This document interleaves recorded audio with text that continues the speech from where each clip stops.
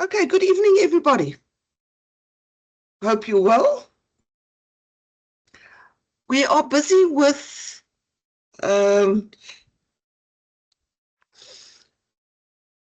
external auditors. The external auditors of a company. Companies Act requires that every company must have an external audit that must perform an audit during each financial year. The purpose of the external auditor is for the protection of shareholders. You're well aware at this stage and comfortable with the fact that there is this division between ownership and control. The board of directors manage the company, control the company, which is the property of the shareholders. To protect the shareholders, to make sure that there's no funny business, the Companies Act contains various provisions regarding compulsory disclosure, the wheres and hows, where directors must inform the shareholders of what they are doing with their property. Part of these provisions is the mandatory appointment of an external auditor who must do an annual audit. So let me share quickly.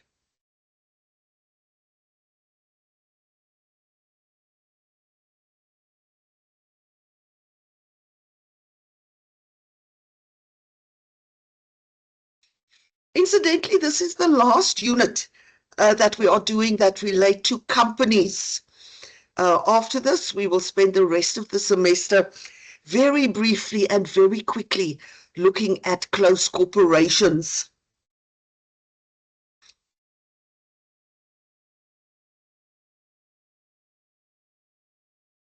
Thumbs up quickly if you can see the slideshow.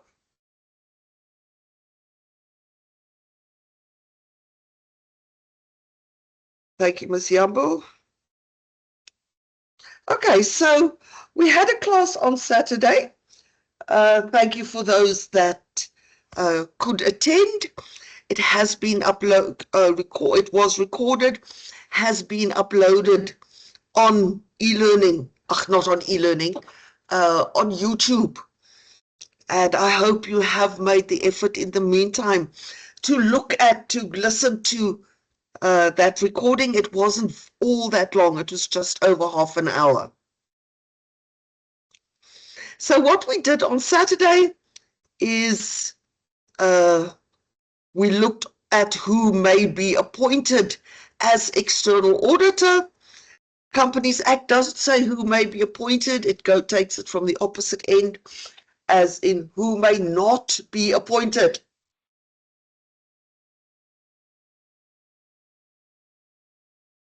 These requirements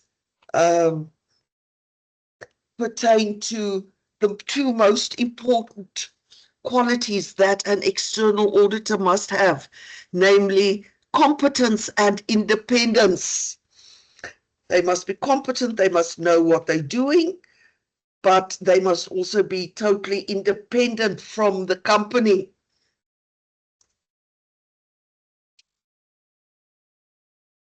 Just quickly, I didn't specifically mention this on Saturday, but if you look at this list of who may not be appointed, it's essentially a director, officer, or employee of the company, so somebody directly related to the company. Nowhere on this list does it state that the external auditor may not be a shareholder.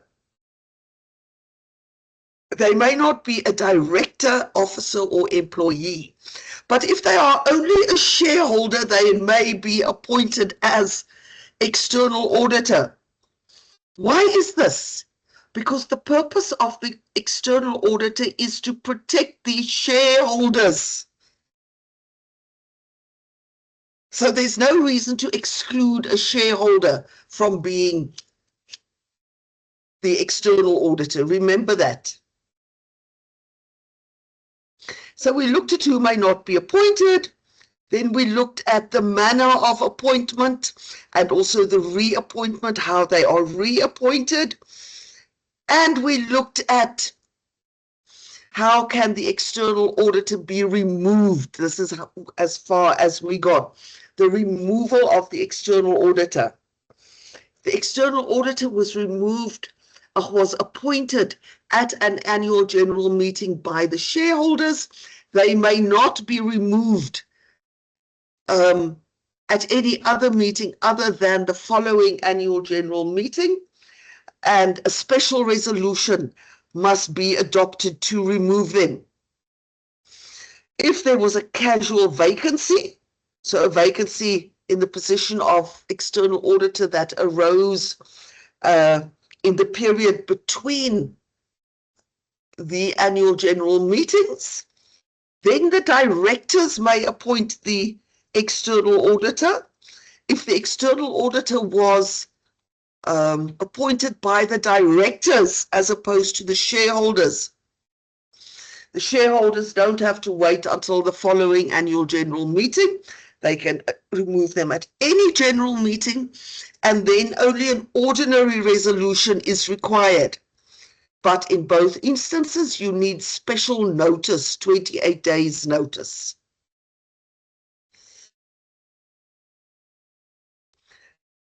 Rights and duties of the auditor. I don't normally do these in great detail, because you will be looking at this in a lot and learning about this in a lot more detail than I can teach you when you do auditing. I don't know if you've already started doing auditing or whether you only do that in your second year of studies.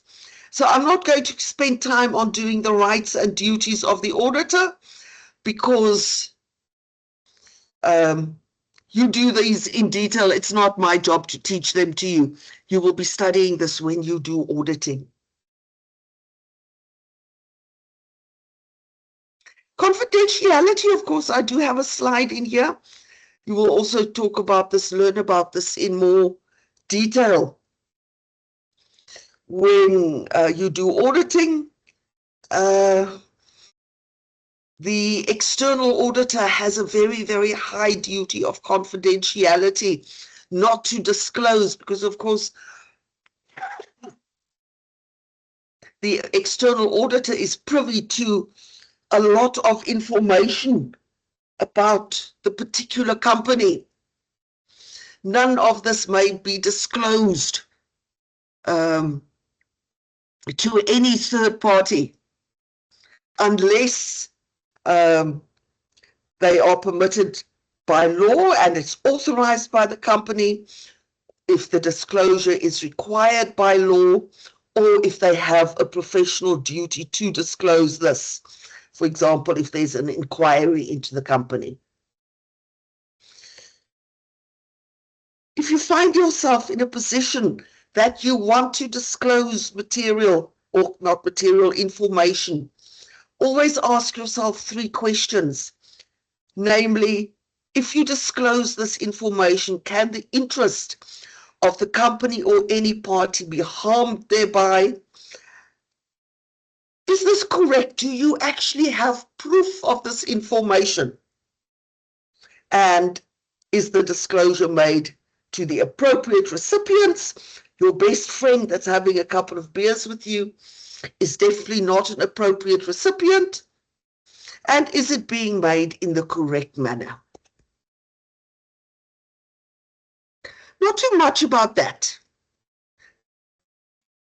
The main part of today's lecture, this is something that you might not be aware of, but it's very, very important that you know this, that the law actually provides, and if I say the law, I'm not referring to the Companies Act specifically, the law in general, common law, provides for instances where an external auditor can be held liable and actually be ordered to pay damages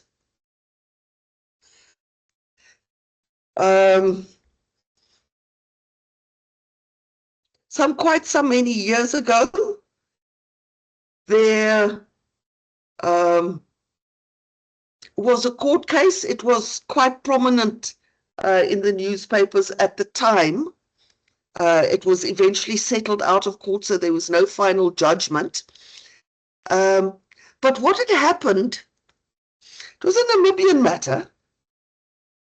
What had happened is that a senior official of the Namibia Airports Company, if I remember correctly, he was their financial manager at the time. But systematically, over a period of 3 years, the financial manager, call him financial manager, of the Namibian Airports Company had been defrauding the company by opening his own bank accounts and transferring company money into his personal bank accounts. After doing this for 3 years, he was eventually caught out and obviously fired from the Namibia Airports Company.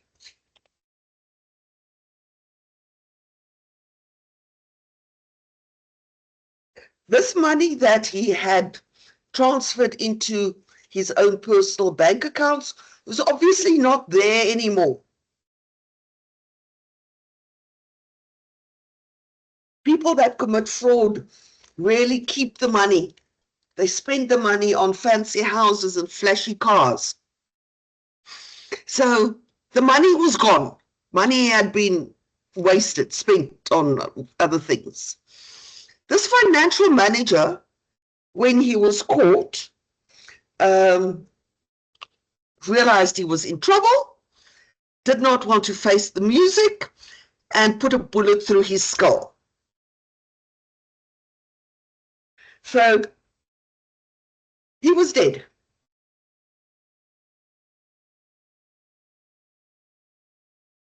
The company, the Namibia Airports Company, wanted to recover this money, but they couldn't recover the money from the previous financial manager because he was dead and the money had been wasted.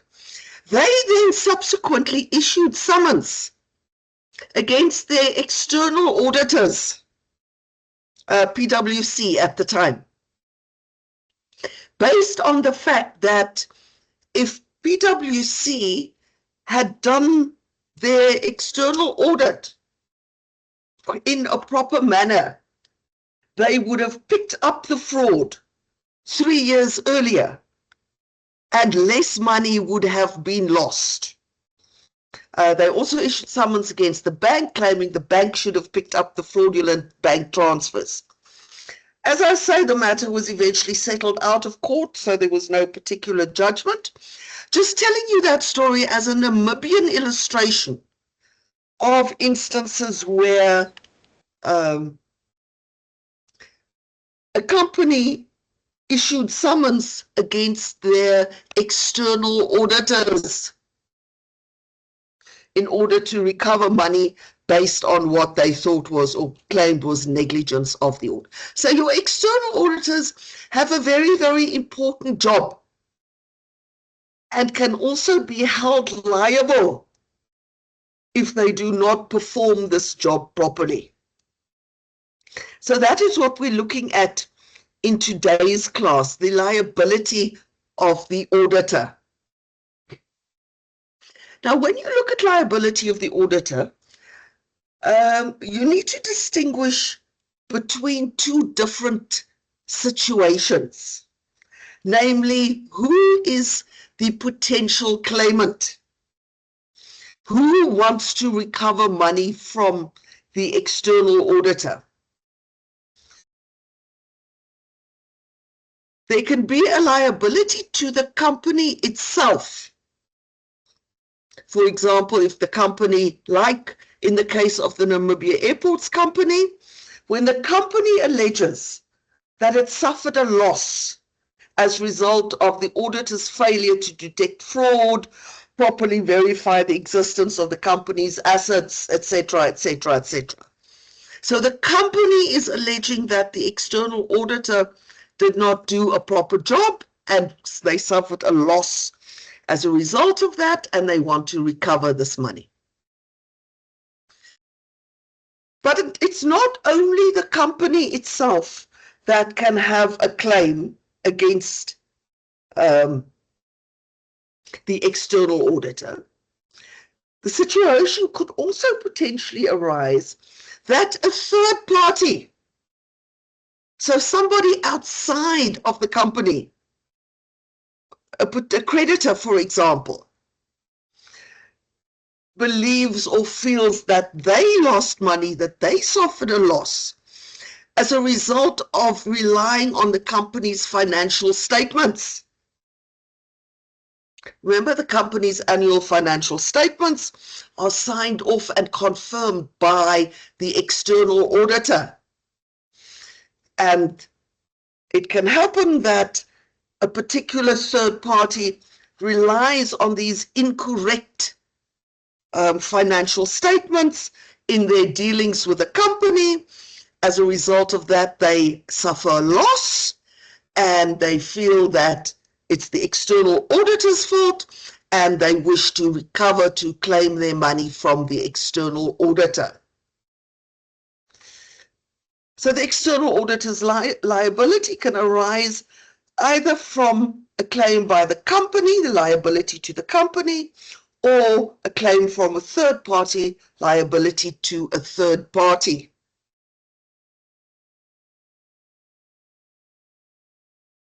So when it comes to liability to the company itself, there are two legal grounds on which the company can base their claim. They can either base their claim on breach of contract,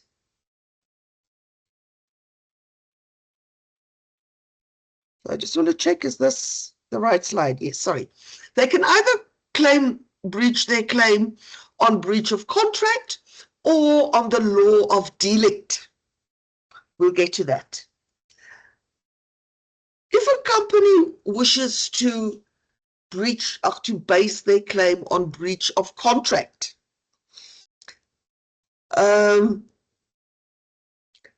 when the company appoints the external auditors, they enter into a contract that the external auditor will perform the necessary audit.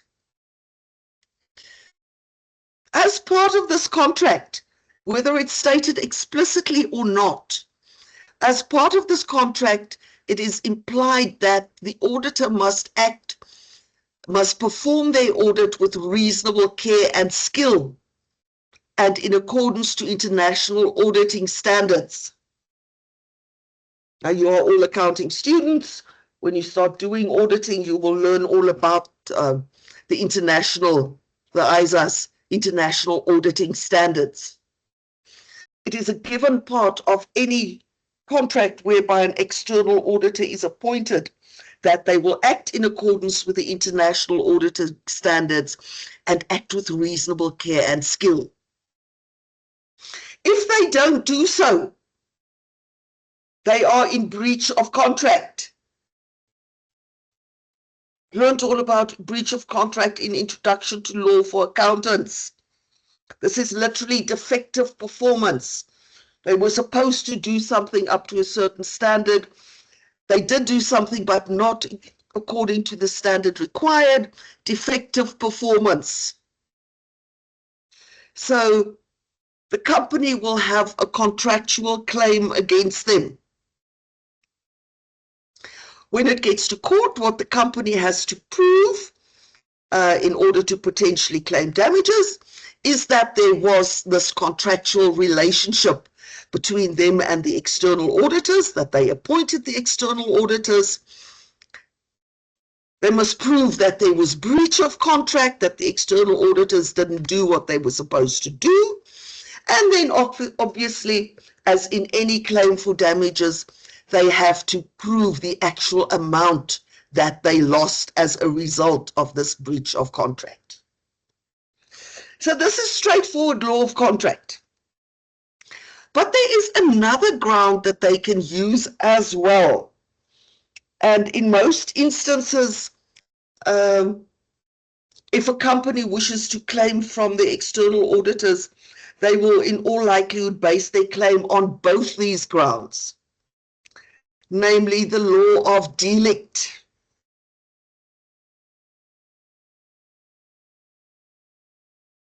Right in the beginning of Introduction to Law for Accountants, you haven't studied delicts in detail yet, but you were introduced to the concept of a delict. What is a delict? A delict is a culpable, wrongful conduct by a person which causes damage and gives rise to the liability to compensate that person. In order to succeed with a claim based on delict, there are 5 elements that the company has to prove.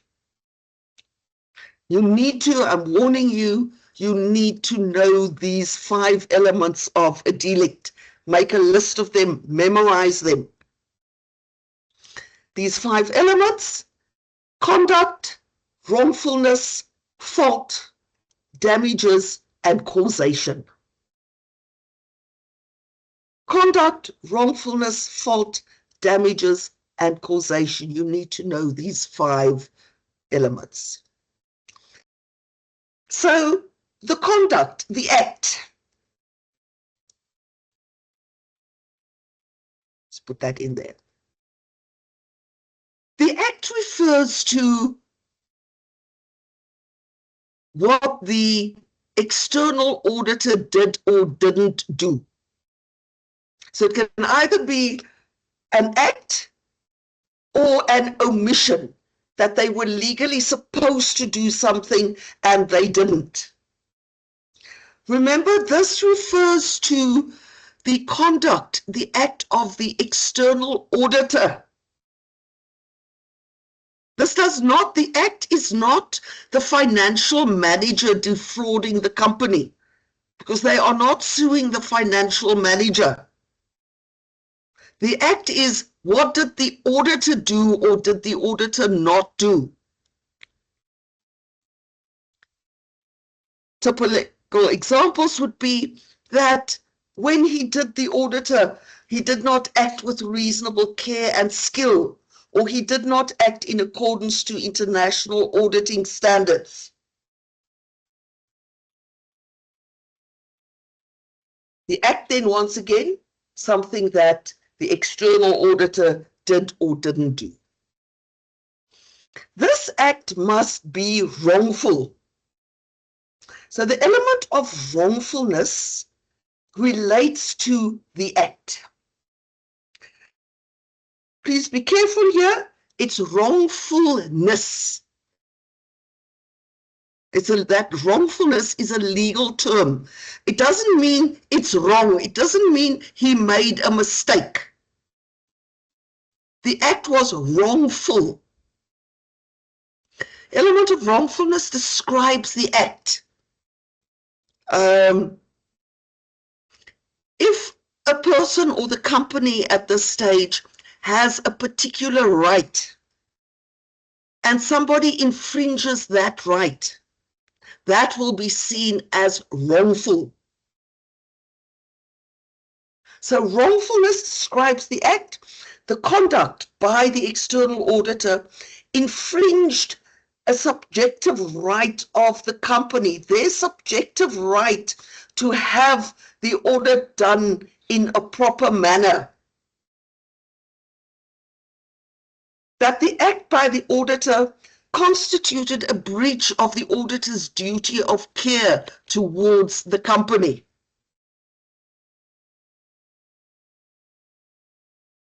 So the conduct must be wrongful. It must also be culpable. Definition there, culpable wrongful conduct. It must be culpable. That relates to blameworthiness, the element of fault. Once again, fault in this particular context has a particular meaning. It does not mean he made a mistake or he made a fault.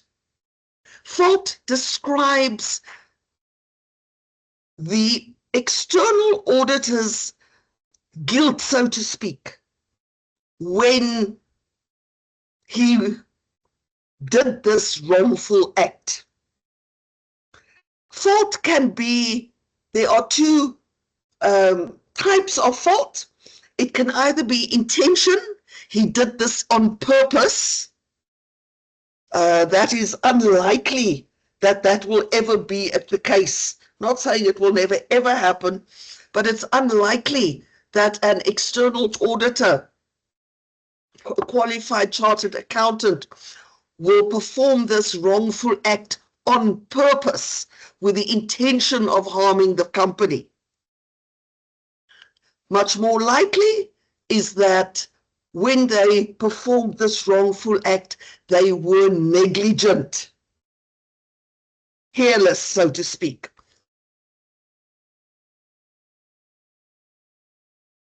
Damages, element of damages, that's straightforward. That's the actual financial loss that was suffered, the amount of money that they lost. And then very important, and this is where many cases against external auditors actually end up not succeeding, is the element of causation. The wrongful culpable act must cause the damage. There must be a link between the damage and the conduct of the perpetrator. Now, the way to phrase it is that the company would not have lost this money if it had not been for the culpable wrongful conduct of the external auditor. The damage would not have occurred if the auditor had not acted wrongfully. In order to succeed with the claim, the company has to prove all 5 these elements. If they cannot prove that the auditor was negligent, or if they cannot prove this causal link, they will not succeed with their claim. Any questions?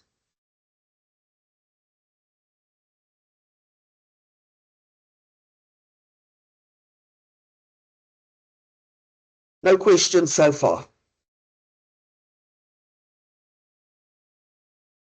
Now, as I started off by telling you, you need to distinguish between liability towards the company and liability towards a third party. If it's the company itself that wishes to claim, they can base their claim either on the law of contract or on the law of delict. With regard to a third party, however, there was no contract between the external auditor and the third party, because the external auditor the third party did not appoint this external auditor. In order to succeed with a claim based on breach of contract, they have to prove the contractual relationship.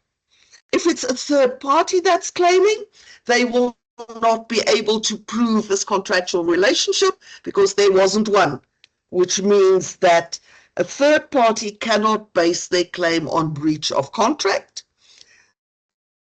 They will then, therefore, have to rely solely on the law of delict in order to prove their claim. Third party has to prove all 5 these elements. The law of delict remains the same, irrespective of whether It's liability to the company or liability to a third party. The elements of the law of delict remain the same. Third party has to prove these 5 requirements. Thank you. That's it for today. Any questions?